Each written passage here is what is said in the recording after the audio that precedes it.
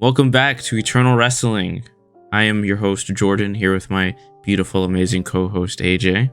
What's up, man? And What's up, guys? Today we're doing something a little different. Not the normal prediction videos that we usually pump out. We're actually going to start a series. I know, it's kind of crazy, a little wild. It is, Are They Being Ruined? Today is a sports entertainer, Daniel Garcia. And before we do start, I want to go over a couple things. We're gonna be looking at their recent booking, of course, and their potential, obviously. And we're looking at both companies, not just AEW or just WWE. It's both, and anybody is like touchable. You know, just because you're a top star or even you're just like a lackey, right? You know, everyone can be here. It's not specific to anybody.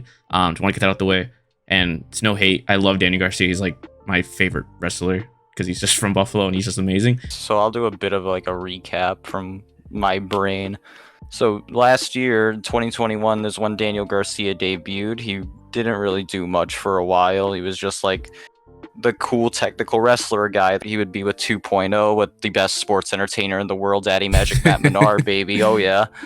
After Evolution, he joined up with Chris Jericho, Jake Hager, and along with 2.0, they created the Jericho Appreciation Society that we all know and love. But then something happened around like All Out time. Cracks in the foundation, I guess you would say, where Daniel Garcia showed tendencies that, maybe he wanted to join the Blackpool Combat Club, or maybe he wanted to, be a single star. And then he won the Pure Championship from Wheeler Yuta, and those tendencies started showing again. Yes, it was a great match. But then, in a Ring of Honor World Title match against Bryan Danielson, Chris Jericho was defending against Bryan Danielson. He decided to turn on Bryan Danielson for some reason. Yes. And then now he's just with the JS back to again. Square one. Back to where we started. It's just the same thing. Instead, he has the Pure Championship, but here we are. So that's the bit of a recap. All right. So what do you think, man? So, this is our first time video, so I'm kind of like gonna walk you guys through.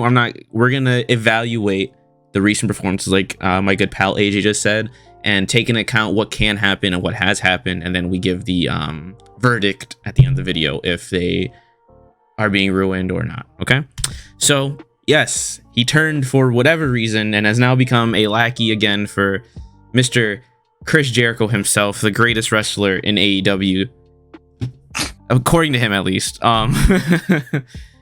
And he has no direction now, is what I feel like. Because at least before, he did have that little mini feud with Danielson. And what does he want to do? Who will he side with? He even had a whole tag match with Danielson, right? Mm-hmm.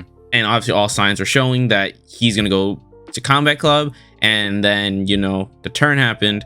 And Wheeler Yuta then, begins to have a feud with Danielson or whatever. So now they kind of like went past it. They've even they haven't even acknowledged it since. It's just there. It just happened. And now he's feuding with Yuta. And you could have still had that feud, I feel like, with DG there. And set up even another match with Wheeler Yuta. It's like winner gets in, loser gets out, or whatever type deal. Mm-hmm. I think that would have been pretty cool. And there's also the other route where, he could have, fought Jericho or turned on both of them. It's just a lot that could have happened. I'm pretty disappointed with the way TK has went in this direction. Your thoughts? Yeah, it just seems like they were like, you know what? Let's not do this anymore. Let's stop.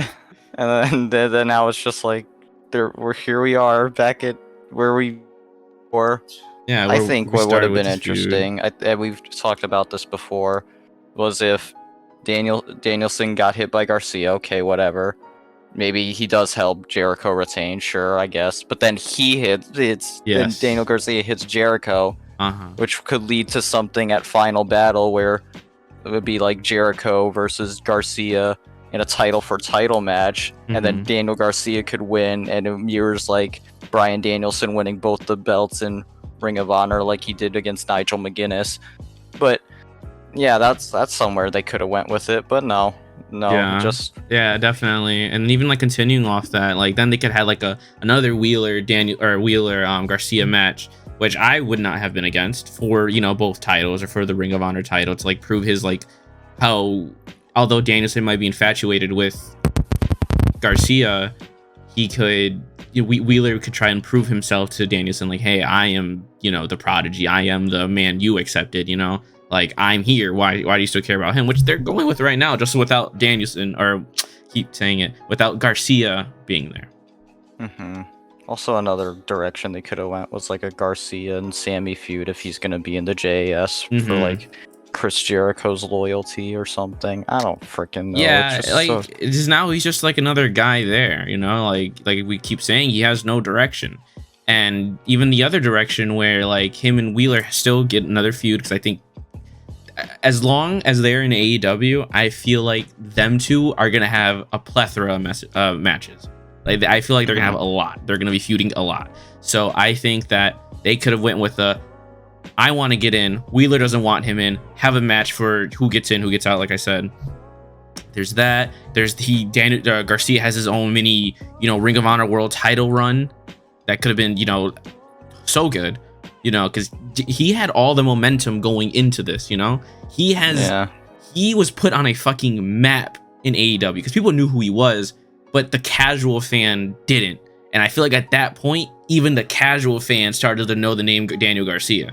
It was like, hey, this Garcia kid's actually pretty cool, Yeah, and then Danielson putting him over, he had a lot of fucking momentum, and now he's just now back to the guy that's with JAS, like we keep saying.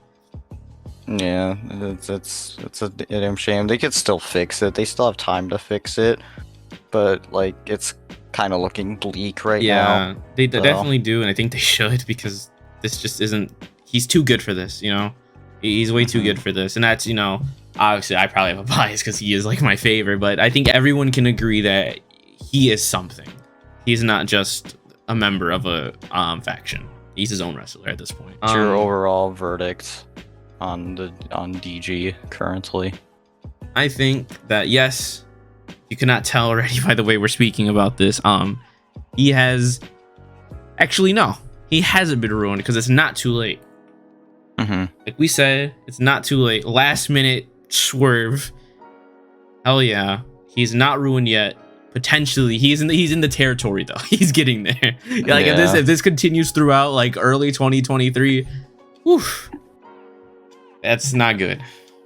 Yeah, if we're still in the same spot by in 6 months, then it's a big missed opportunity. You threw that away. I believe the same thing. Like if nothing changes in 6 months, then you just missed a big opportunity on making a new tech, even not just in AEW but in Ring of Honor and in wrestling in general. He definitely could have been the new face, the new young face for Ring of Honor for them, eventually when they get the new television spot, wherever that may be. He is only 23, 24, yeah, so possible. He still has time on the clock. But I wouldn't be surprised if the other company is looking at now that Triple H is in charge. Thanks for watching. If you did like it, please leave a like if you liked it. Subscribe and comment your thoughts on what do you think Daniel Garcia should go with this, where they could go with this. Adios. We'll see you next time. Yeah. Bye bye.